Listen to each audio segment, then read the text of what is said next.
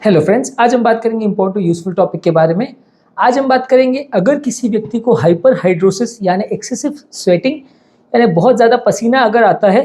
तो ये पेशेंट्स को इसके क्या कारण हो सकते हैं, क्या साइन सिम्टम्स हो सकते हैं और क्या इसके कॉम्प्लिकेशंस हो सकते हैं, इस बारे में बात करेंगे। हाइपर हाइड्रोसिस पर हमने ऑलरेडी टिप्स क्या हो सकता है, क्या करना चाहिए पेशेंट को और किन किन बीमारियों में देखने को मिल सकता है, उसमें ऑलरेडी अलग से सेपरेट वीडियो किया जो कि आप हमारे चैनल पर देख सकते हैं। ये एक एक्सक्लूसिव कंटेंट है जो आई डोंट थिंक और किसी भी हेल्थ चैनल पे अवेलेबल है, पर आप उसे डेफिनेटली चेकआउट करेंगे तो आपको काफ़ी कुछ यूजफुल टिप्स मिलेगा। आज सिर्फ बात करेंगे इसके साइन सिम्टम्स क्या हैं और कॉम्प्लिकेशंस क्या हैं अगर इसको हम नहीं ट्रीट करते हैं तो। टॉपिक पर जाने से पहले जो लोग हमारे चैनल पर नए हैं उन्हें रिक्वेस्ट करूँगी चैनल को सब्सक्राइब करके हमें इंस्पायर और मोटिवेट करें।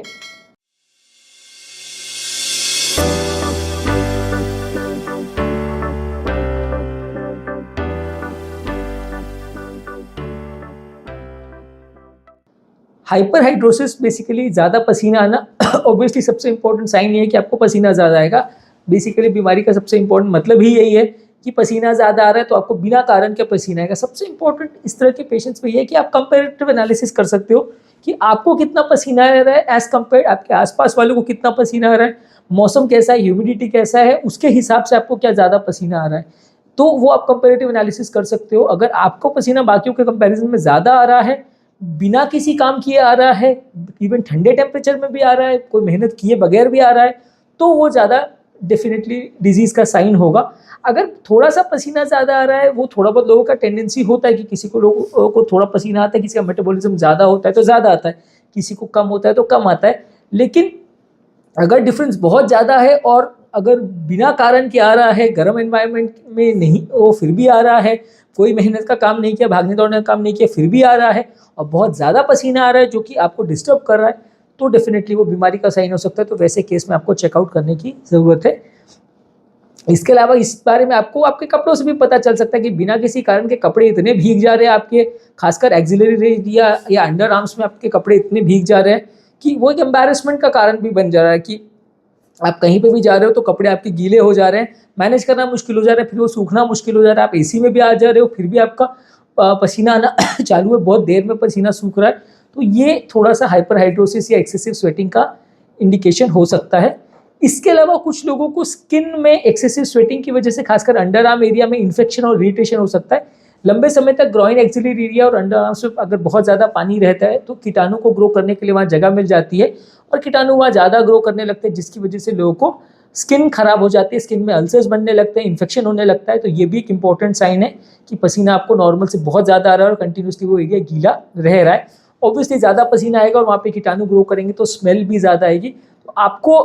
कई बार पता ना भी चले, क्योंकि कई बार क्या होता है कि पेशेंट्स को पता नहीं चलता है, क्योंकि स्मेल के लिए जो है अपनी बॉडी 30 सेकंड तक अगर कंटिन्यूसली कोई स्मेल को एक्सपोजर रहे तो आप अकस्टम्ड हो जाते हैं, तो जब तक वो उसका कॉन्सेंट्रेशन कम ज़्यादा नहीं होगा आपको पता नहीं चलेगा। तो कई बार स्मेल आपसे आ रही है या बदबू आ रही है, वो आसपास वाले लोग आपको ज़्यादा बताते हैं कि नहीं आपको ज़्यादा स्वेटिंग हो रही है, स्मेल ज़्यादा आ रही है, आप उसके लिए थोड़ा ध्यान दीजिए, या आप के आसपास खड़े रहने पे उन्हें ऑकवर्ड लग रहा है, तो आप उससे थोड़ा समझ सकते हैं कि आपको ये प्रॉब्लम लोगों से ज़्यादा है। और ऑब्वियसली यही सारी चीज़ों में कंपैरेटिव एनालिसिस होता है कि आपको कितना पसीना आ रहा है एज कम्पेयर आसपास वालों को। तो ये स्मेल भी एक इंपॉर्टेंट इंडिकेटर होता है कि पसीना आपको रूटीन लोगों से ज़्यादा आ रहा है। इसके अलावा ये फ्रीक्वेंसी स्वेटिंग की नॉर्मल से थोड़ा ज़्यादा ही होती है। कई बार कोई आपने मसालेदार चीज़ खा ली या कुछ आपने कर लिया या ज़रा सा बाहर जाके आ गए या 1 मिनट के लिए भी अगर लाइट चली गई तो कई बार लोगों को इतना ज़्यादा पसीना आता है जिसकी फ्रीक्वेंसी नॉर्मल लोगों से ज़्यादा होती है। तो भी आप थोड़ा असेस कर सकते हो कि आपको लोगों से इस तरह का प्रॉब्लम होता है। ऑब्वियसली लोग आजकल इतने ज़्यादा वो हैं, कई बार लोग एक दूसरे की फीलिंग्स का ध्यान नहीं रखते, तो लोग इतने ज़्यादा ओपन होते थे कि कई बार आपके लिए खुद ही वो लोग एम्बैरेसमेंट क्रिएट कर देते, तो आपको पता चले उससे पहले लोग ही आपको उस बारे में बता देते हैं, आपको कॉन्शियस कर देते हैं, एम्बैरेस कर देते हैं। तो ये चीज़ों के बारे में आप खुद जानो नहीं जानो, सोसाइटी वाले भी आपको जल्दी बताते हैं, क्योंकि ये वैसी काफ़ी एम्बैरेसिंग सिचुएशन होती है। लोगों का एक थोड़ा सा इस मामले में गलत एटीट्यूड है कि लोगों को ऐसा लगता है कि किसी को अगर पसीना आ रहा है तो वो अनहाइजीनिक है इसलिए उसको पसीना आ रहा है। ये बीमारी का पार्ट भी हो सकता है। ऐसा नहीं है ज़रूरी कि किसी को ज़्यादा पसीना आ रहा है या पसीने की स्मेल आ रही है तो वो इसलिए है कि उसकी खुद की कोई गलती है, कि उसने नहाया नहीं, कि वो अपना ध्यान नहीं रखता, कि वो अनक्लीन रहता है इसलिए उसको स्वेटिंग आ रही है। और दूसरा चीज़ ये है कि ऐसा भी नहीं है कि बहुत ज़्यादा दिन भर अगर खुद पर डिओड्रेंट छिड़को तो ये भी बहुत ज़्यादा हेल्दी चीज़ है, या टैल्क छिड़को तो उससे पसीना आना कम हो जाएगा और ये एम्बैरेसमेंट कम हो जाएगा। वो डिओड्रेंट या परफ्यूम्स या टैल्क जो है वो खाली उसके स्मेल को कवर अप कर सकते हैं, बीमारी को ठीक पूरी तरह से नहीं कर सकते। बीमारी को कम करने के लिए या कंट्रोल करने के लिए टिप्स पर ऑलरेडी हमने वीडियो किया, आप हमारे चैनल पर देख सकते हैं। पर लेकिन ये चीज़ जो है,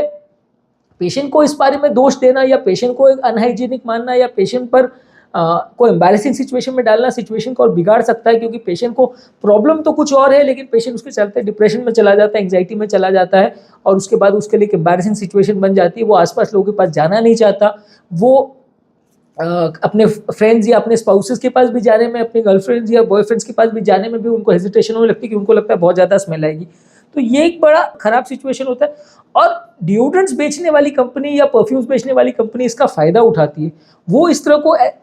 केसेस को इस तरह से ऐसा शो करती है कि किसी व्यक्ति को अगर स्मेल आ रही है या किसी व्यक्ति को अगर पसीना ज़्यादा आ रहा है तो वो एक तरह से सोशल आउटकास्ट हो जाता है, क्योंकि उनको अपना प्रोडक्ट बेचना है। तो वो इस चीज़ों का फ़ायदा उठाते हैं, जिसकी वजह से मार्केट में ये डिओड्रेंट्स वगैरह बहुत ज़्यादा बिकते हैं और हर आदमी इसको एक फैशन स्टाइल स्टेटमेंट समझने लगता है कि अगर मैंने बहुत ज़्यादा परफ्यूम छिड़का है या मैंने बहुत ज़्यादा डिओड्रेंट लगाया है तो वो मेरा ये शो करता है कि मैं बहुत ज़्यादा साफ़ सफाई का ध्यान रखता हूँ, मैं बहुत हाइजीनिक हूँ या मैं बहुत अच्छा हूँ। वो एक गलत तरह से चीज़ों को सोचने का तरीका है। हालांकि मैं ऐसा नहीं कहता कि ये सब परफ्यूम्स और डिओड्रेंट यूज़ करना गलत है, लेकिन ऑब्वियसली ये मार्केटिंग का तरीका गलत है कि आप उनको इस तरह से एम्बैरेस करते हो उन लोगों को कि उनको अपने आप को कहीं प्रेजेंट करने में या सोसाइटी में जाने में ही ऑकवर्ड लगने लगता है, जिसकी वजह से उनके लिए खराब सिचुएशन क्रिएट हो जाती है और वो डिप्रेशन में चले जाते हैं उस तरह के पेशेंट, क्योंकि ऑब्वियसली इस तरह के डिओड्रेंट्स और परफ्यूम छिड़कने से बीमारी तो ठीक नहीं हो जाएगी, तो पेशेंट उल्टा डिप्रेशन में चला जाता है। नेक्स्ट इसके कॉम्प्लिकेशन क्या है, हमने ऑलरेडी डिस्कस किया, स्किन मैसेरेट हो सकती है तो उसकी वजह से लोगों को इन्फेक्शन हो सकता है, खासकर अंडर आर्म्स में और ग्रॉइन रीजन में फंगल और बैक्टीरियल इन्फेक्शन हो सकते हैं, जिसको मैनेज करना अपने आप में तकलीफ हो सकता है। बहुत ज़्यादा अगर स्किन इरिटेशन वगैरह हो तो लोगों का चलना फिरना मुश्किल हो जाता है, हाथ पाँव या एक्सिल एरिया बिल्कुल लाल हो जाते हैं, तो चलने फिरने जब उसमें घर्षण उत्पन्न होता है तो आपको खराब लगता है, आप चल फिर नहीं पाते हो, इरिटेशन होने लगती है, स्किन में जलन और खुजली होने लगती है।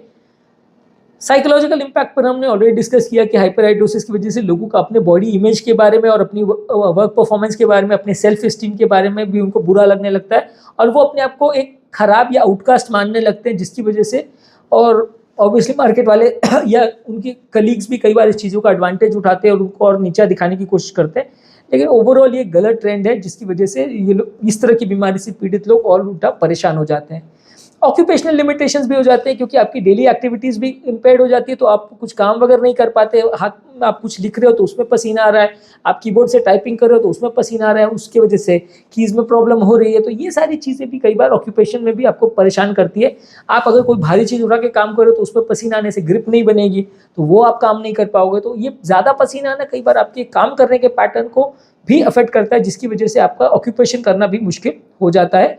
और ऑब्वियसली इससे रिलेटेड जो बीमारियां हैं कि किसी को थायराइड का प्रॉब्लम है, ओबेसिटी का प्रॉब्लम है, डायबिटीज़ का प्रॉब्लम है, कुछ ब्रेन रिलेटेड प्रॉब्लम है, जिसकी वजह से ज़्यादा पसीना आ रहा है, तो वो अपने आप में अपने सिम्टम्स करता है, तो वो और कॉम्प्लिकेट होता है, तो उनको मैनेज करना भी अलग से ज़रूरी है। तो आज के टॉपिक में हमने बात करी हाइपरहाइड्रोसिस के कारण और साइन सिम्टम्स के बारे में। हाइपरहाइड्रोसिस के साइन सिम्टम्स जो स्वेटिंग के अलावा हैं उस बारे में हमने बात की, और इसके अलावा जो कॉम्प्लिकेशन वो कर सकते हैं उसके बारे में बात की।